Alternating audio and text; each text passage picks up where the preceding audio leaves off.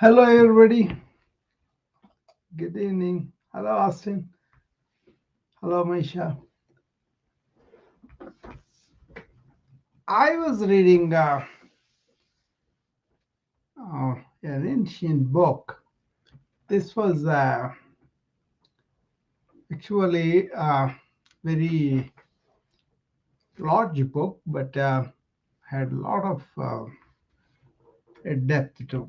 This was a discourse was said to be between uh, Rama, the Hindu mythological character, was more like a Jesus. The Rama is like a um, god for them, right? And he was taken the human form uh, in the name or shape of the son of this king. And the king notices this young kid is very introverted, depressed, and not really sociable with everybody. So he was worried about him, and so he kind of asks. They used to have this guru who is like he teaches everybody wisdom, all the people in the courtyard and all that. So he asks him, "Sir, this boy looks like this. Please find out and help him a little bit," because he's considered a very wise person, right?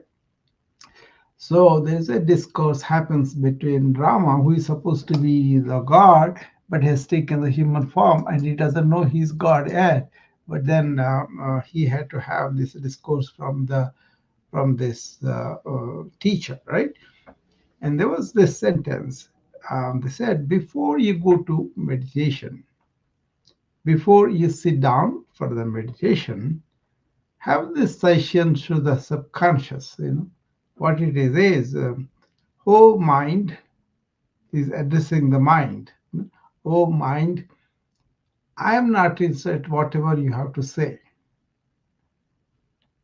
And the second thing is, and you cannot think of what I really want to achieve, you know. So it's kind of making the mind quiet. Subconsciously, you are suggesting to it, I'm not going to listen to you, and you are not going to get me what I want anyway. So I'm not going to listen to you like that. So that's a very profound sentence in the sense, but you are accepting that the mind is an object for you, and the mind can go on talking, but we can just be indifferent. And also, if you really want to achieve this state of nirvana or complete peace and quiet, and mind is really calmed down to the extent where it reveals your true nature, which is awareness, right? Consciousness, awareness. That was the traditional ancient view of that. So you are not your thoughts, but he says that from which the thoughts are arising. What is that? That is the consciousness, and you can say awareness. Like, for example, we are get up in the morning, we are aware. We don't have any thoughts at the time. And later on, one thought comes up, and all the other thoughts go on really, teaching with each other, right?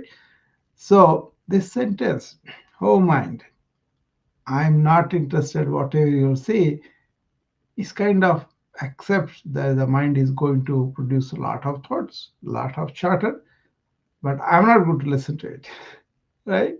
And then second thing is what I want to achieve to establish myself in the awareness, in the established in the conscious being, which everybody talked about, all the way from Buddha to Eckhart Tolle.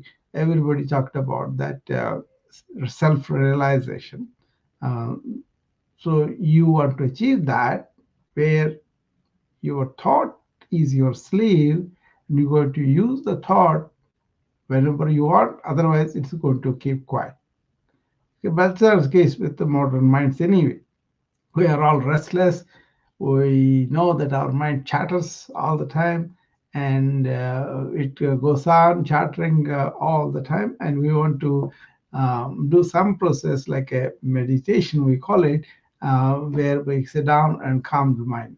But lots of times when it is triggered by something outside or some real crisis in the life, or economically, or maybe anything, losing somebody, or having a catastrophic event of the natural disasters, all those things, then the mind goes on. And the situations are so um, impossible or to surmount, and mind will be very, very agitated, and it's kind of really, then you have to take a medication to calm it down. You have anxiety, you have depression, you have so many conditions develop, and that makes us much more vulnerable. As our mental health goes down, the mind becomes much more uncontrolled, right? That is the what we see out there. There are some people who can work through it and be stable and cover this far and few between. And also, modern tendency is to break up this agitation, to stir up these thoughts and feed them more thoughts and do all that. Okay, so that's why this particular sentence is important to tell a structure that I think will help people. Is The structure is very simple in the sense you have body, you have a brain and a mind with the thoughts, and you have awareness in which all this happens. Okay, that is the ancient view where consciousness is the fundamental substrate, and all body and mind are a manifestation out of, like a big sea, there is a wave, and then the wave goes and ends its process or the journey, whatever it goes through. That wave is our, life, like, and then we come out of the consciousness and we go through our journey of youth and middle age and old age, and then we die. Like that, thoughts also do that too.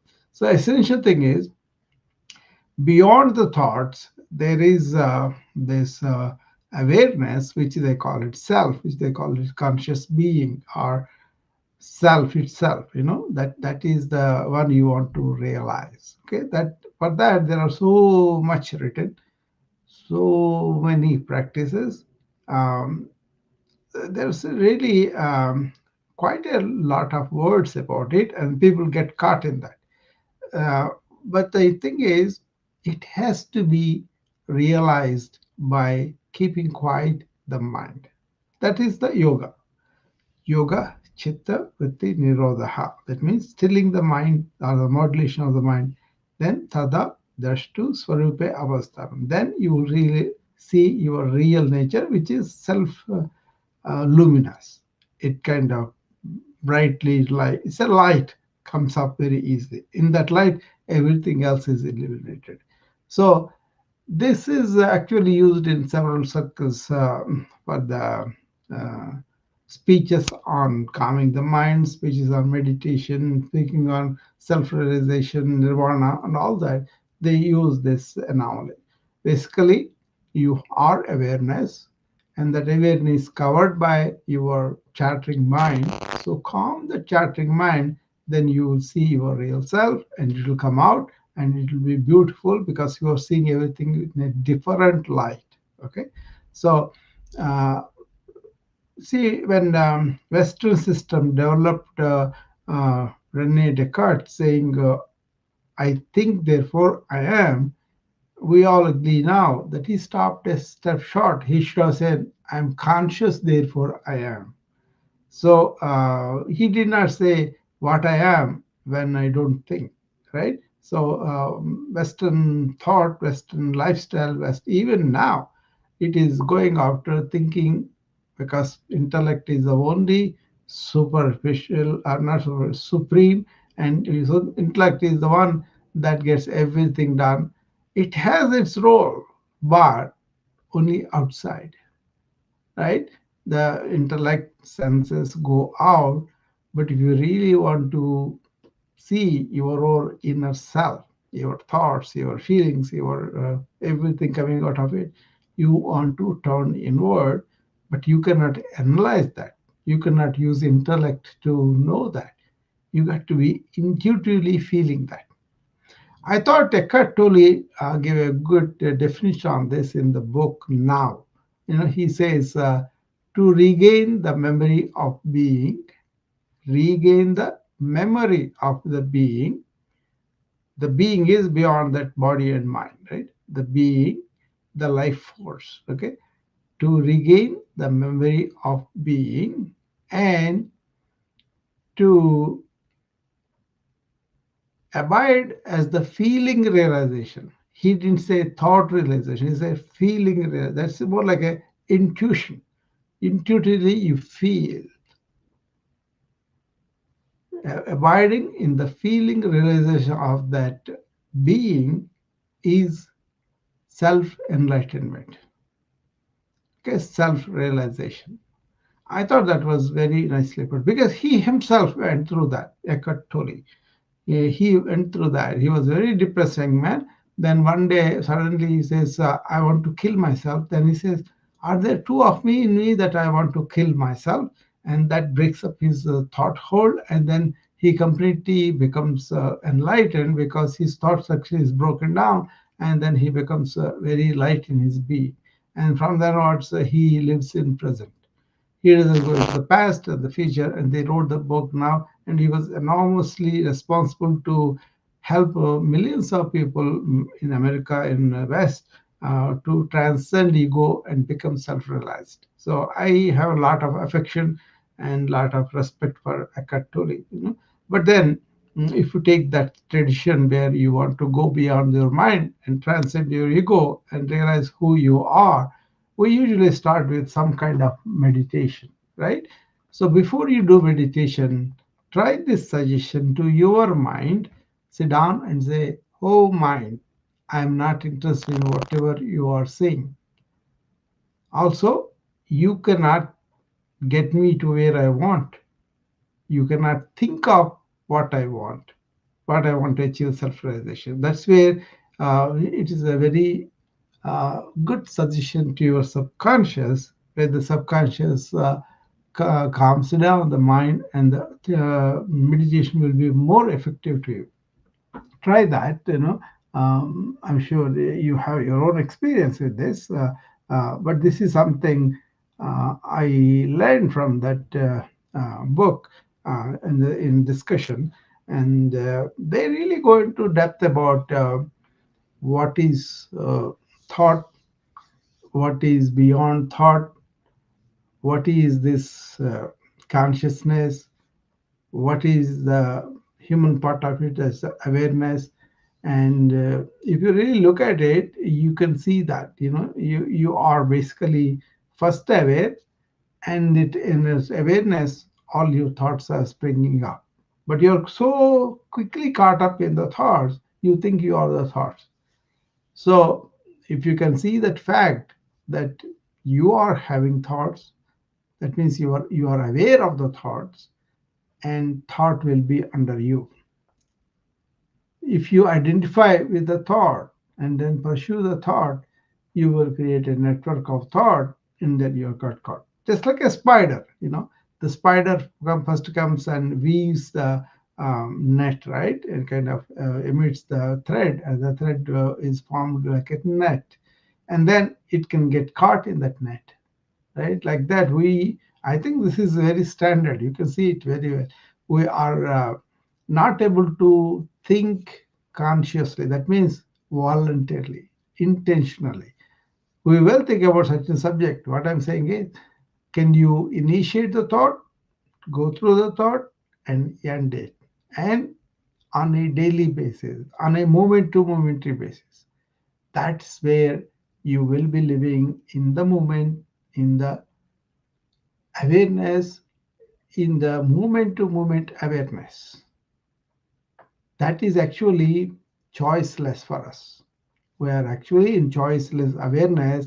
Out of that, we have thoughts, we have feelings, we have ideas, we have conclusions of it. We may recollect them, we may remember them, we may project them, and all that.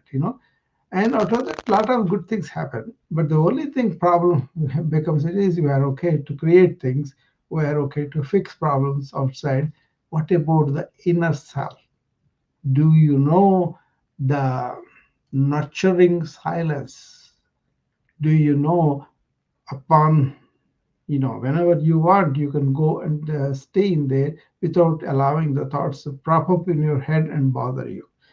That is where the modern systems are aggravating this chatter, not allowing people to really calm down, because that is the more active you are, the more involved in life you are, the more chance of having this chatter, rather than you can be active when you want to be, and then you can know this capacity to calm down and shut down the mind and enjoy that inner peaceful, serene, calm self. Okay, so you can be in the silence and do a lot of things. You can be in that peace and then do your stuff. Okay, if you value that, then you may want to do this advanced uh, so-called meditation, but actually what happens is, once you are in that awareness all the time, you don't have this chattering mind active anymore. You have more of that awareness projecting, and that way you don't need to do any meditation because you don't have the chattering mind. But if you are in the chattering mind, then you need to sit down, and you can start with the basic upasana of the Buddhists, like taking deep breath, associating it, let the breath calm down, everything. But if you are different methods of meditation, that's much more different. Okay, so think about that, work on that before meditation, and see how that affects your experience of meditation practice if you are doing that. Okay. Uh, any questions come up, and we will have a chat about that. But most of the time, people are uh, content to listen. That's fine too. Um, There's something I kind of was struck by that a few years ago when I read that sentence. Then basically that implies you and your mind are separate. Your mind is an object to you. That's why you are able to separate and see it as it happens and observe it and tell it, calm down. Okay? But when you want to use it, you can always use that. Okay. I kind of very much in that all the time. And I feel I'm blessed because of that distinction. Um, in 80s, late 80s, this thing came to fore because I was a uh, thinking person, right? Like anybody else. And I was raised that thinking is good, deep thinking is good thinking is good, and all that. But nobody talked about thinking could be a vexed thing, all these aggravations, triggering, and all these things can take you a space where you are really agitated, you are nervous, you are anxiety, all that. That happened to me because when I was uprooted from India to here, I came by my chance, but then different culture completely at the time, right? And then entering the hospital, not knowing hospital culture, and then ended up with a bigger job and where my responsibilities have gone up. And then I was not equipped to deal with the challenges of leading 16 doctors, so I had to learn on the job, and I did. Obviously, I was thankfully I was successful. But in the beginning, was such a raucous thing. The mind was taken, and then I was having a lot of stress because of that. So then I kind of found J. Krishnamurti, who was talking about thought as a separate thing, and he was talking about intelligence as separate thing. He was talking about you use the thought for practical purposes, for science and all that. You want to learn everything that is outside of you, you use the thought. Okay, but then he talked about human beings have this intelligence that is beyond thought. When you basically the same thing talked about in ancient wisdom in so many ways. But he was talking about being silent and then doing work, being silent and really treating people from that silence. Okay, not the mind that is kind of evaluating the opposite person, analyzing the opposite person, taking opinions about the opposite person, and coming from the judgmental standpoint of view, analytical standpoint of view. And so, in relationship, that is a deadly combination. You don't want to use judging people, analyzing people, and telling them what they are, whether you like them or not. Even if you show them in your body language, people won't like it, right? So you don't want that. So the question came up, oh, is the thought is bad? No. When should I use thought? When should I not use thought? Then when the clarity came, the efficiency thought is when you use the thought to do things outside, intellect and senses and all that together. And you will be very successful to do any project. You are more focused and you want to use the thought, you want to think on that, kind of improvise the situation and learn from what you're doing and all that. Thought is very good at, but when it applied to relationship, when I apply to people, when I apply to your inner self, knowing your inner being, what is a human being, all that, that is where thought is not advised.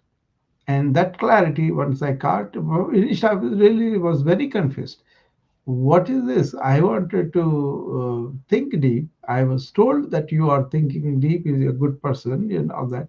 But now my application of thought to my inner being is wrong. That's the discovery, right? So you can use all the thought or the outward things, but when it comes to inward thing, that's where the psychiatry and psychology had really not being very successful, because you are only analyzing the personality you gained. But if you are beyond that personality, you are owning the personality. If you are staying in that, then this personhood and everything will dissolve, right? So that's where all the human beings are beings, not personalities. Different personalities maybe, but they are all in one being. Once you have that efficiency of thought, use it for outward things and not to for the inward thing. And inward thing, you use the intuition. Ramana Maharshi broke this down very nicely. Intellect, senses, always trying to go out. We are always in the habit of using intellect and senses. That's why we allow them to go outwardly. But inwardly, we should not use intellect, but we should use intuition, intuitive awareness. That is where you can feel and see what it is. Just by, suppose you are angry and you are aware of that, naturally the anger will go. Experiment with that. Next time you have an emotion of anger, somebody, be aware of the anger and see how the anger goes down. If you are not aware of it, your anger will continue, it will proliferate, it will go its way, and every time you do that, it will be like that. I think one of the students also had this problem in the wellness club, and when I worked with her, I think it was Sonia, maybe, yeah. Then she kind of told me the same thing happened to her. I taught her how to be aware of it, how to really sit with it, not to propagate the anger. Then the anger went down.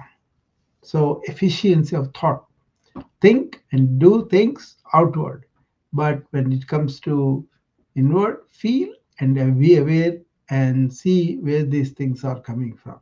Actually, this is a famous thing of when the thought comes, you don't want to pursue the thought, but go to the root of thought. Ask the question, where is this coming from? And then go there and trace it, and then that's how you can cut down the stream of thought and then subside the thought. There's a famous saying by Ramana Maharshi, which I framed it, put it in my basement. I did talk about it several times. It says, thoughts change. Fact, thoughts change from morning till evening. Thoughts change but not you. You being that awareness self, you being that fundamental substrate of consciousness, that doesn't change, right? And they say, let go the passing thoughts and hold on to the unchanging self, your real self. Okay, uh, you don't have to seize thoughts, but ask the question to find out the root of the thought as it arises. Where did it come from? Then, once you have subsided the thoughts, your real self-luminous self comes out like a bigger light. Under that light, you will be peaceful, happy, and then you can see much clearly, not interfered by your analytical thought. All are human beings, and you see the being very clearly. And the human being may be conditioned to have a certain personality, to have a certain egoic self, to have certain tastes, certain conclusions. That's all fine. Different bodies, different minds, different personalities, but underlying that, the substrate is being. That is the human being, right? And once you understand that, it will be very easy to fix yourself body wise, mind wise, and also be in this enormous, nurturing, serene, peaceful, blissful self. Okay. So this text conveying that was really something else. Okay, so put that question to whatever you are doing, and from there you can. This was actually repeated in several different ways, where uh, book knowledge won't get you. This one, book knowledge may indicate towards that, but it won't get you. Okay, and because it's subjective self, you got to go in. And that's where people are having the problem, because they cannot slow down, they cannot turn inward, they cannot see what they are in the situations. They get so caught up in the feelings or thoughts and all that, they cannot really. And also, if you read a lot of books on this, the book knowledge can be an impairment to the reality. Okay, so read them just to show the way, but then once you are really in that silence and all that, the less book knowledge you have, the better it is. Okay, so I'm glad I was able to bring this to you guys, and I hope it makes difference in your practice of meditation if you are doing it. Initially, everybody has to practice. Afterwards, you will be meditatively aware. That means once you are landed up in your awareness, stay there, and less and less talk, are coming at us. So, for example, if you are awake and you have a lot of thoughts, you're fine. But then when you want to put the mind to sleep, then you will be sleeping. That's not what we're talking about. We're talking about calm mind, but alert and aware. So you are in awareness and then using the mind to think actively if you want to. Stop it if you want to. Or finish the thoughts as they come up. Don't carry the memory, don't recollect. Then you will be in the circle of thought. There are certain times it's good thought and but then if you are thinking all the time to the extent where you have only the agitation of the mind, and that's not good for your health. That's what I see with many patients, right? They are brought up without any idea of the efficiency of thought. Right? They are brought up with any idea of the silence that we could be in, and they kind of work very in a very uh, uh, kind of restless, and then they need this uh, practice to make the. Well, it could the practice could be just popping up a pill, which people do, which is not really advisable. And then there are practices. People may sit down and deep breathe. People may sit down and focus on a particular object in front of them, like they go to the worship, or people maybe repeating one word all the time, or all those practices are there. You can continue them as they are doing, but then advance from that to how can I be quiet and calm all the time? Is it my nature to be quiet and calm? Yes. Get to that nature. That's what this focus of this is about.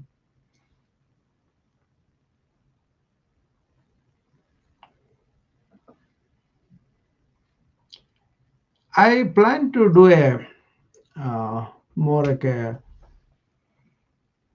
educating and uh,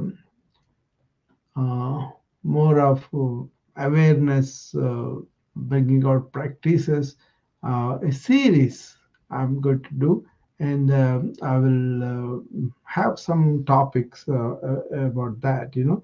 Like uh, for example, what is a no mind? What is a silent mind? What is moment to moment awareness?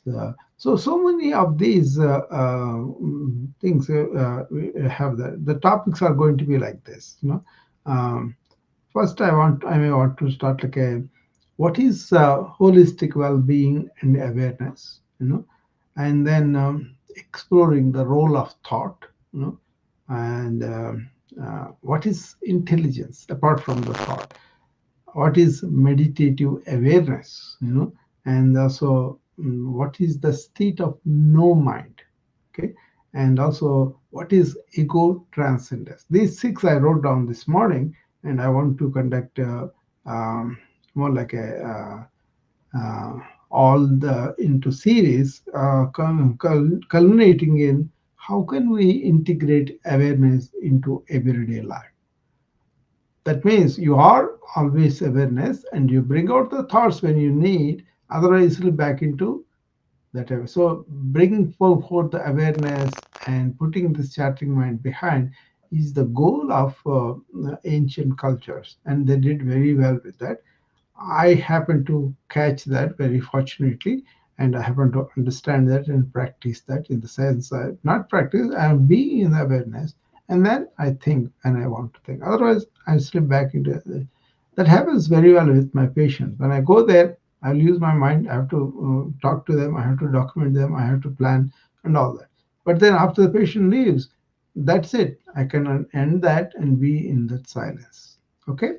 So we all need this in this information age because we have a lot of material, lot of data, a lot of insults coming at us all the time, right? So that's where I think we will be very happy that we are working with that kind of mind and awareness. Okay. So I'm planning this series, and I will do them slowly, each topic a few days maybe, and those six are already planned, and then I will do them, and then maybe 6 weeks will be done on these things, and then we'll go from there. Okay. Uh, all right. I will be seeing you, and I'll see you again tomorrow at 6 o'clock. Okay. Thank you. Bye bye.